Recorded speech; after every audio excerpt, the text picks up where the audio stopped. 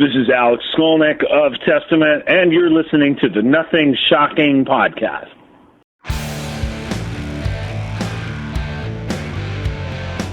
Want to know what's going on in the world of music? Then tune in to the Nothing Shocking podcast, a non-genre based, all ages friendly rock and roll program. Join us weekly for interviews with all your favorite rock stars from the mainstream to the underground. You can find us at nothingshocking.libsyn.com or anywhere you download podcasts.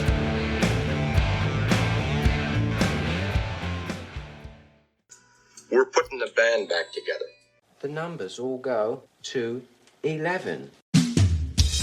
I'm talking about bands that rock. Led Zeppelin.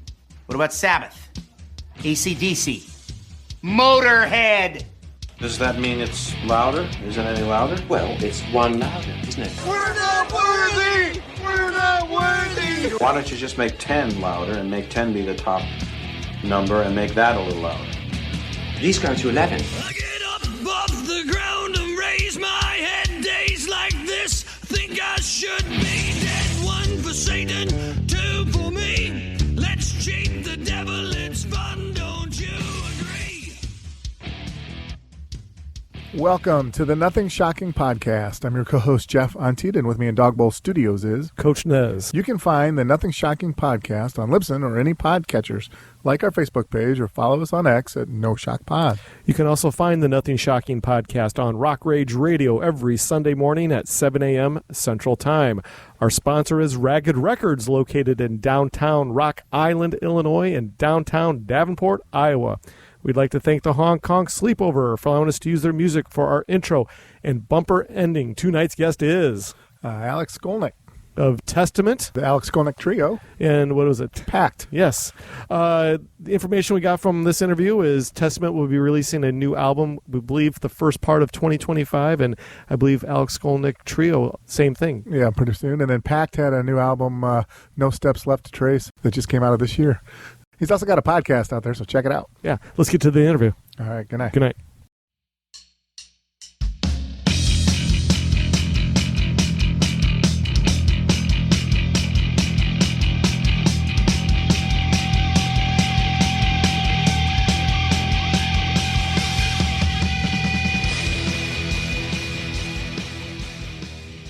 Alex, welcome to the Nothing Shocking podcast. I'd like to introduce you, my co-host, Jeff Antid. Alex, thanks for joining us tonight.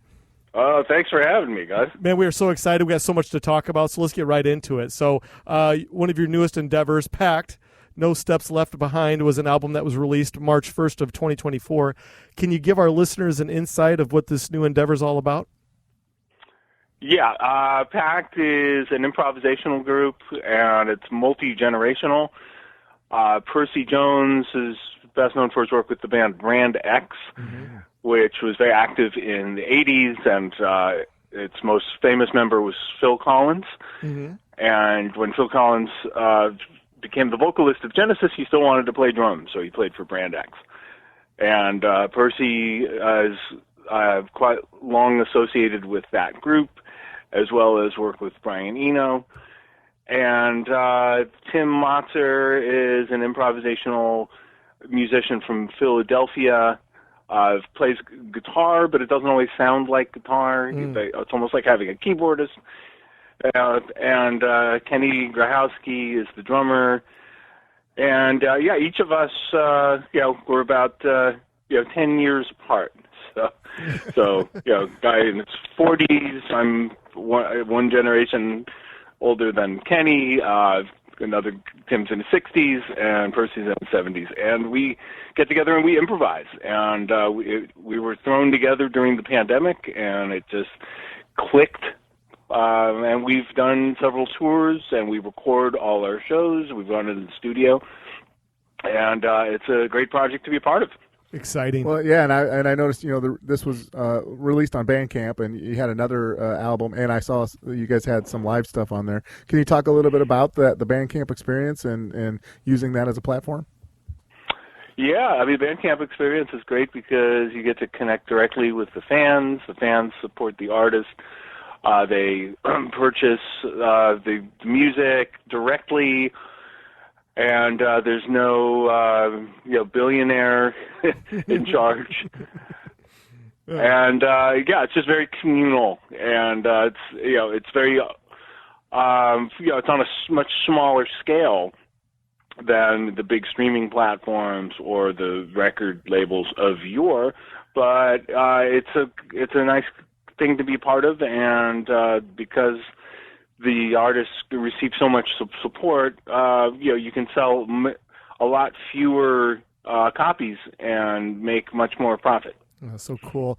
Well, this past, June 17th, Monday, you released a video of an instrumental version of you're covering the Police classic, King of Pain. Can you talk a little bit more about the challenges of covering a Police song and I guess maybe what the influence of Andy Summers has been on your life as far as a guitarist? This is one of the fun things about social media. Social media certainly has its challenges with like personality clashes and devaluation of music and so forth. But one of the things is I can share projects like that where it's a hobby. That's a hobby of mine to say figure out a Police song. Or I've also done this with other tunes. The theme from MASH on a miniature Gibson from the 60s that I just bought, and some others as well.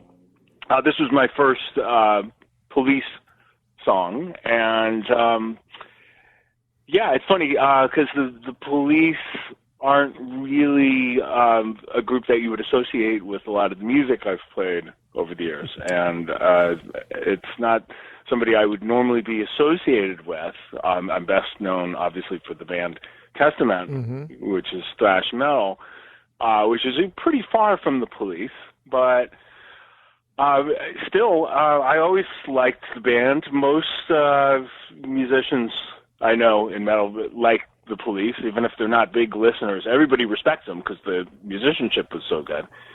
And Andy Summers always had a jazz guitar element as well that he brought to these, really pop but beautiful songs that Thing wrote.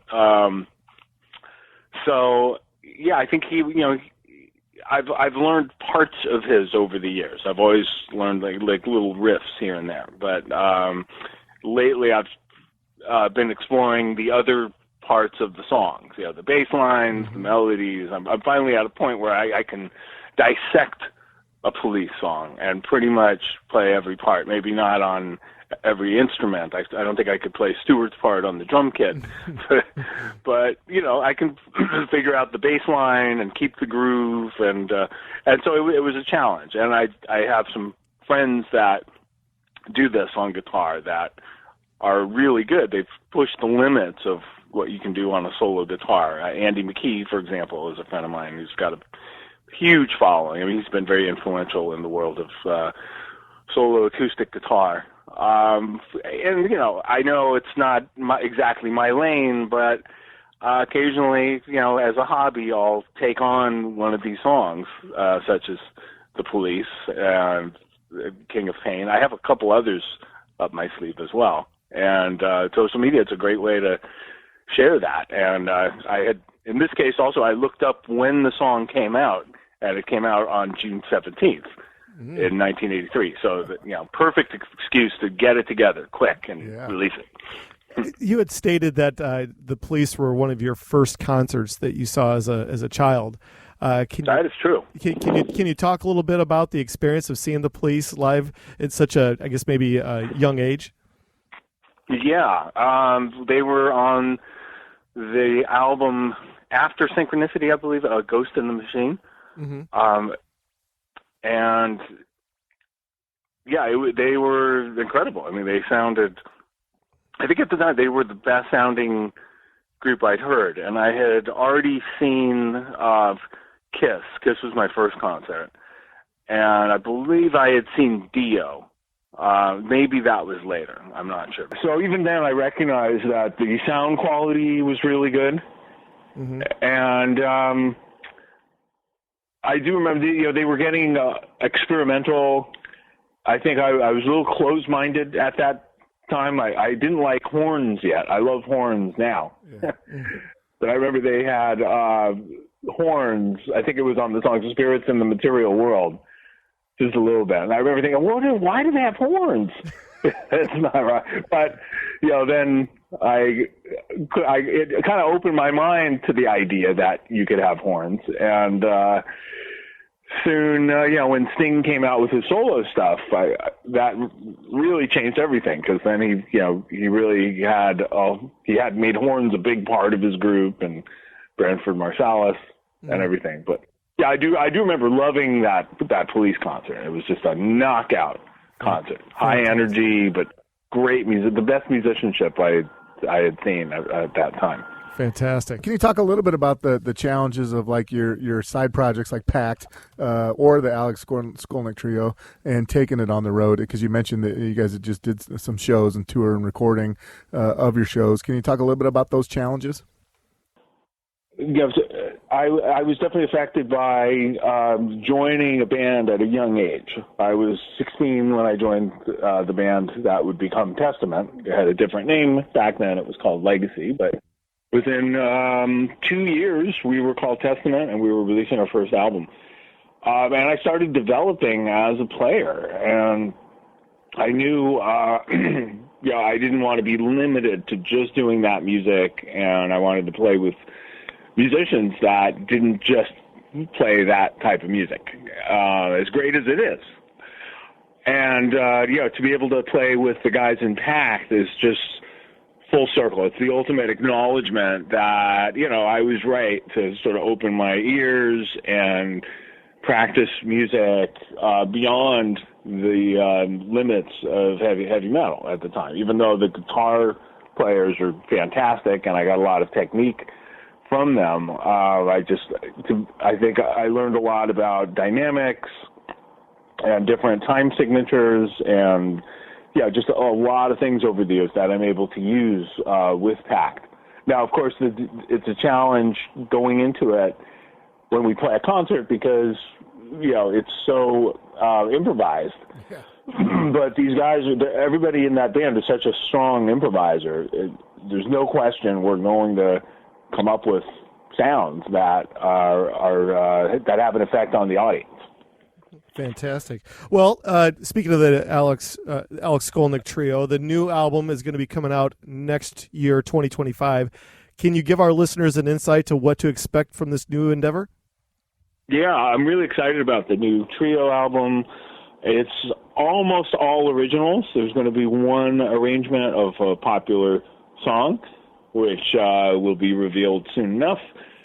And there's a lot of variety there. I think all of us have really developed a lot as musicians. I think when I did my first disc with the Trio, it was in the 2000s. It was a long time ago, and it was a bold move. Here's a guy known for a metal band doing jazz music, and I know that it was kind of provocative, but I think it caught a lot of people by surprise that I was serious about it. And by the time I did this record, I had taken a sabbatical and just devoted several years to hardcore jazz studies.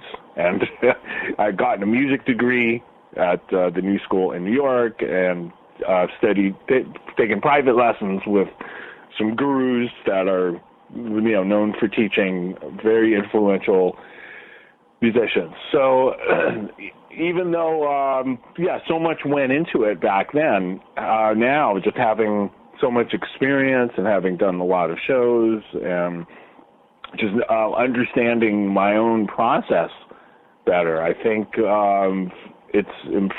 things have improved a lot. And I'm just really proud of this music, compositionally and just performance-wise. And my guys, Matt and Zabrowski and Nathan Peck, the drummer and bass player, they've been with me a long time, and I'm super proud of their playing on this record. And also there's just some different sounds. I got very into the gear I used on this. I feel like I've reached a whole new level gear-wise, instruments that I may not have appreciated as much before, or maybe I wouldn't have put them to use on the level that I am now, but I'm using there was a borrowed Sadowski guitar, which I ended up purchasing, and it's really one of my favorite guitars I've ever owned. The Gibson 347, which I never planned to buy that type of semi-hollow body guitar. I just stumbled upon it in a music store, and I've brought out different sides of my playing.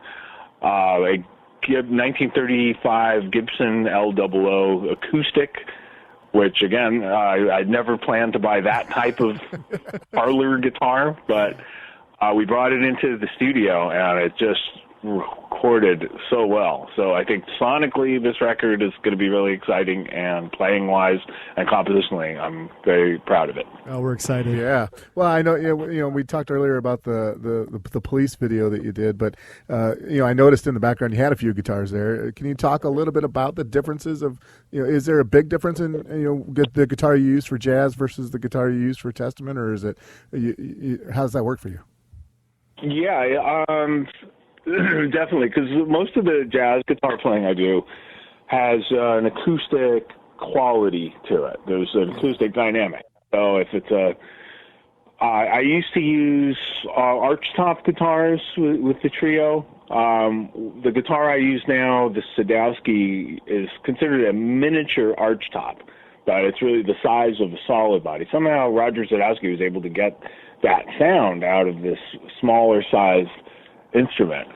And it also depends on the type of situation I'm in musically. So PAKT, for example, or the Stu Ham Band, that's another great musician I've been honored to perform with. Those are electric improvisation projects. So there I will use the same types of guitars that I'll use with Testament, and those are my signature ESP guitars. With the trio, there's occasional songs where I'll use those guitars, but generally I will stick to the semi-hollow bodies or the archtops. Very good. In 2014, you joined the supergroup Metal Allegiance. The band is very unique in its respect that it has a rotating lead singer for various songs. Can you talk a little bit more about the approach that was brought to you to join this project? And I guess, what is the brainchild behind of using different lead vocalists in a Metal Allegiance? Yeah, well, Metal Allegiance was kind of a project really to it was to capture different styles of metal. It's definitely a metal album, but we had the freedom to use different vocalists. I think if we brought in one singer, we would end up mostly writing for that one singer. And most of us already play in bands where we have a singer, right, and you write for that singer. And on both of those records, we've done 2 so far, we're able to apply the music to any vocalist, not any vocalist we want, but a lot of them that we want. It really depends on who's available and interested. But, a song that might work for the vocalist for Lamb of God, right? My good friend Randy Blake. Mm-hmm. Well, that can be one song, but then another song might work for the singer for Nightwish, for Jensen, and she's on the second record. Or Christina Scabia from the Lacuna Coil, who's also on the first record. The singer from Amon Amarth is on there. The Mastodon's bassist, vocalist, Troy Sanders. Like, all of them have such different voices, and it's just it's a lot of fun and a treat to be able to write for these different voices. Very good. Well, can you compare and contrast writing a song for a male vocalist versus a female vocalist, or is it pretty standard? It is different because they're like different instruments. Generally, you hear the melody, or if it's a very gruff voice like Randy or the late Trevor Strand from Black Dahlia Murder, then you're hearing maybe more rhythmically. But I think, melody-wise and what range you're in, you're going to hear it differently whether it's a male or female voice. Now, there are exceptions of, for example, the original singer from Journey, Steve Perry, his range is more of a female range. Right. So there's not many males who can sing like that. Mm-hmm. I heard somebody sing one of his songs recently, who's more of a soul singer that sings Prince and other stuff, and I was telling him, that's rare. Like, most male voices don't go there. Now, Journey, it's amazing they actually found somebody who sings just like Steve Perry, but generally that is more of a, it's a female voice, and you're definitely going to write a different type of song or a different type of part for that voice than you will for a man, if he's got a lower range, and most of them do.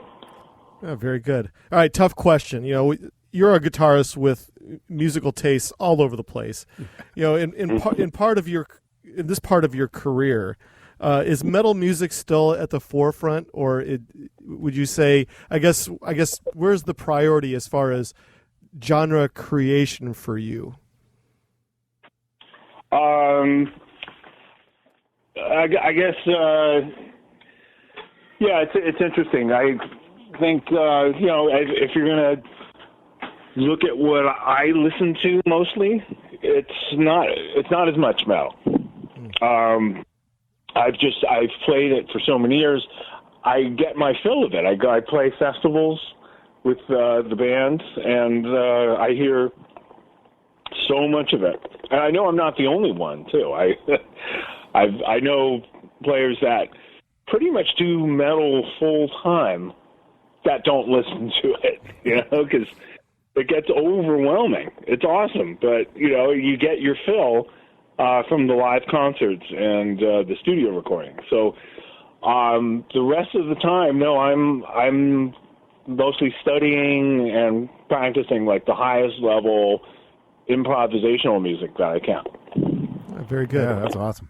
Back in 2013, you had a book, Geek to Guitar Hero. Can you talk a little bit about that daunting task of writing a book about yourself and your past? Sure. It's funny. I probably would have thought more about it at the time. I didn't realize how revealing it was. I had recently rejoined the band, and just in the years at that time since rejoining the band, all kinds of memories came flooding back. A lot of stories were told on the bus that I'd completely forgotten about.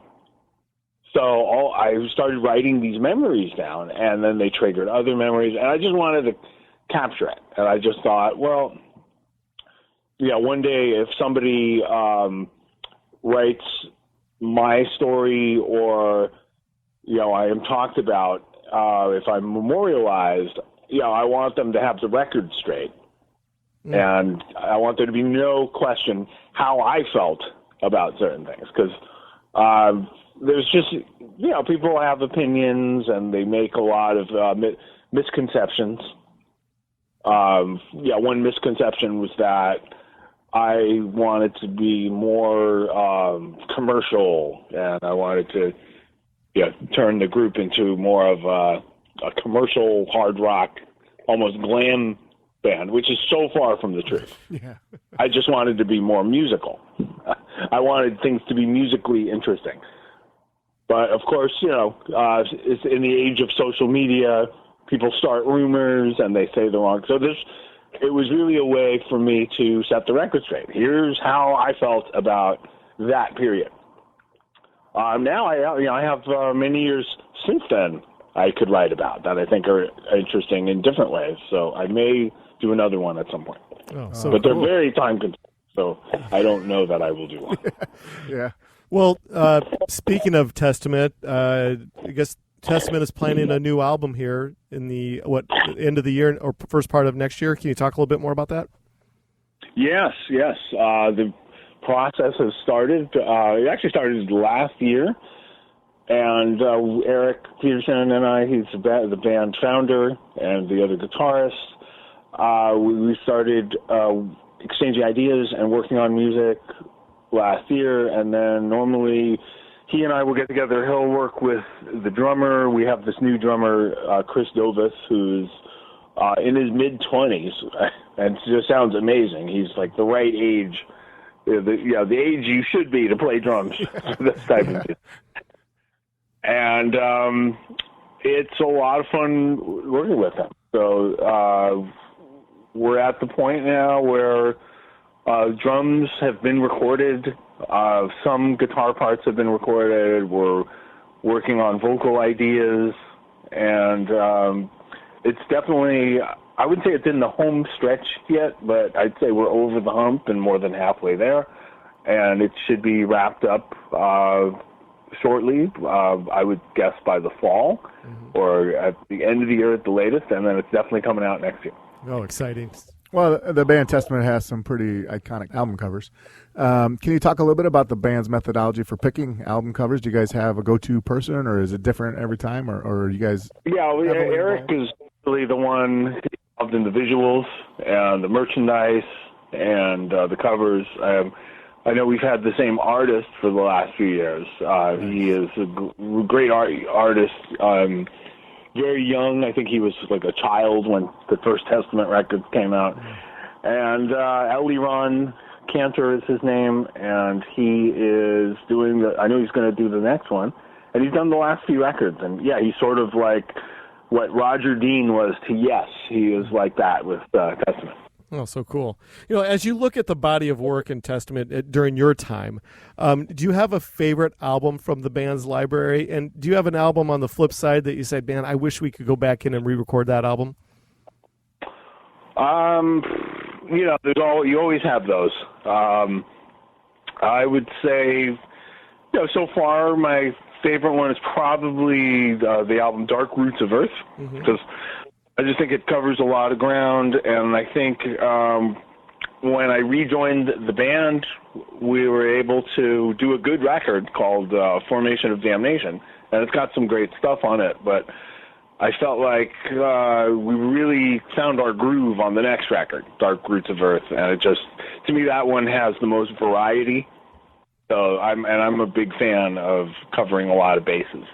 And I like the records we've done since, but there is a similarity in the consistency, which is maybe not a bad thing at all. But I really like variety, so Dark Roots of Earth. And if there was an album that I would want to do over, it's hard to say because it's a classic album now, but Souls of Black, and we've talked about it before in interviews. We were under pressure from our record label and management at the time because we had a very good tour lined up. We were going to support Judas Priest, which was a real next-level touring situation for the band back in the early 90s. However, in an ideal world, we could have just toured off the previous record, Practice What You Preach. But, these are the days when record label had a lot of control, and they basically, we were given an ultimatum that, in order to do this tour and get the funds needed to do the tour, we had to come up with a new record. So, there's some great music on that record, but we definitely rushed the process more than we would had the situation been more relaxed. Oh, very good. Well, yeah. Do you guys ever take the time to sit back and look? I mean, we're looking at 1987's The Legacy's coming up. What was that, 37 years or almost 40 years? And when you guys hard to believe. When you guys first started out, it's like, did you think you were going to still be doing this this many years later and still be definitely top of your game and part of the Big Four, Big Six? No, definitely not. At the time, it really felt like music for youth culture. Yeah, definitely. But you know what? Everybody grew up, and it's still youth music in a way because a lot of young folk get into it. There's a sizable amount, probably more than not, in the audience. That's young. They were children, or in some cases, not even born yet when the first wave of Testament records came out. But a lot of folks have grown up, and were into that music when they were younger. And I know people in all walks of life now that are into this type of music. I've done jury duty and had the bailiff recognize me. I've been going through airports, and I've been stopped by financiers and real estate brokers and attorneys, television weather anchors. I mean, you name it. Like, you can find folks who listened to this music at one time and are still into it, and that's amazing. So everybody grew up, but somehow the music doesn't feel that dated in a strange way, which I never could have imagined as well. I've heard some music from back then. To me, feels very dated. I don't want to name names and throw anybody under the bus, but sometimes I'll hear music from 1985 to 1992 or whatever, and it just sounds so dated, and it's just like this other time period. And I feel that with our music. In some cases the recordings could be better. However, we've remastered the first couple records. Actually, those just got released. Yeah. I should mention this because this is a big announcement that the first two Testament records are remastered, and they've just been released, and we're going to be performing them on tour, and it's pretty exciting. It very much is. Talk about touring right now. What's going on with the band as far as the rest of 2024 goes? Well, next month we kick things off. We're going to do 5 weeks in Europe, doing a lot of festivals, a lot of shows with the group Behemoth. And then we come back in mid-August. I've got a few shows with PAKT on Labor Day weekend, and also another group I play with called the Jane Getter Premonition. We're playing this Prog Day in Charlotte, North Carolina, and then Metal Allegiance is playing on the East Coast September 6th at Starland Ballroom, one of our first East Coast shows in a long time.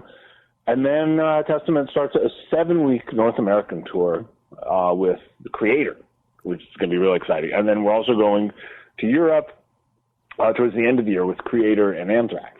So a lot is going on. You're a busy guy. Yeah. Real busy. Yeah. Well, yeah. So I just wanted to. I know we mostly been trying to hit up on the current promotions, but I did. I'd be a little remiss if I didn't ask you about Joe Deninzon and Stratospheerius, because we had him on as a guest earlier this year. Can you talk a little bit about? He was highly praised of the work that you had done with them. Can you talk a little bit about the working with Joe? Yeah, Joe is a great friend. Joe was actually the first person I did a concert with in New York once I relocated here in the early 2000s. And we've known each other a long time. His wife, Yulia Ziskel, is a great friend of mine as well. She's the violinist from the New York Philharmonic. And I just saw her play very recently. I sat in with Stratospheerius at the Prague Sock Festival like 2 years ago, I think it was, and I think that was recorded. I think they put that out.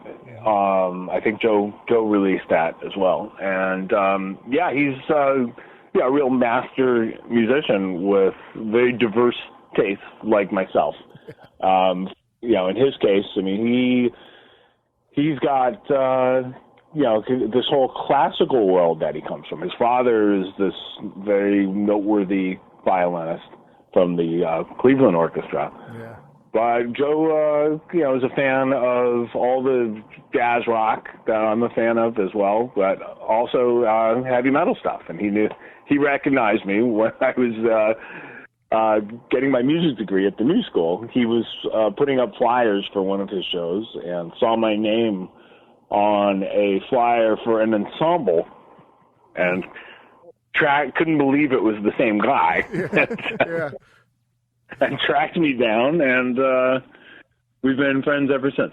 Oh, so cool. That's awesome. We're all out of our allotted time for the evening. Is there anything that we left off tonight that you would like to plug or promote? I think my podcast, which I am far behind in getting episodes. I'm unfortunately, it's, as we've been discussing, there's so much musical activity.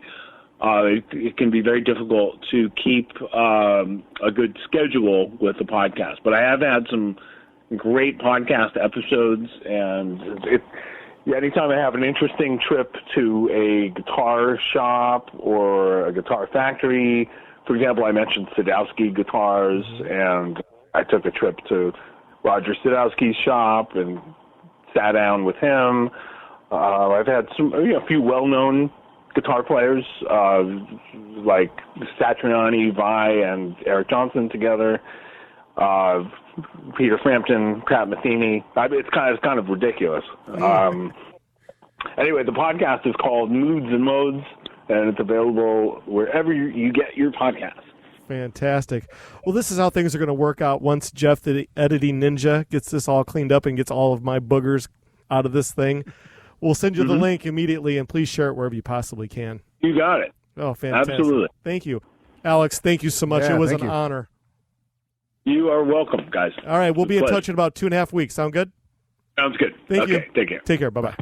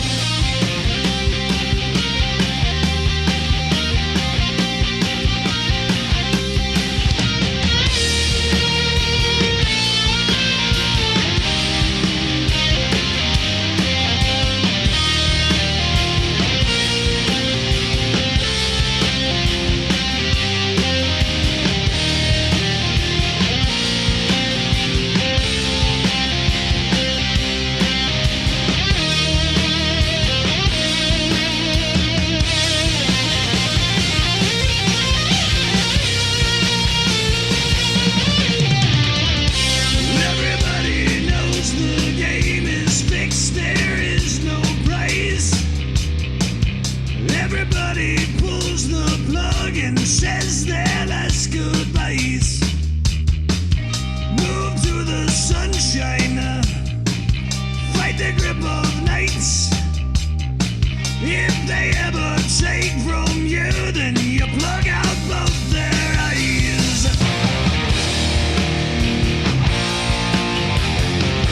They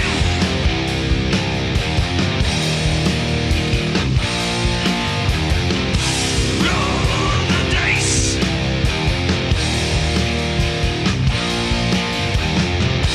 Take your chances.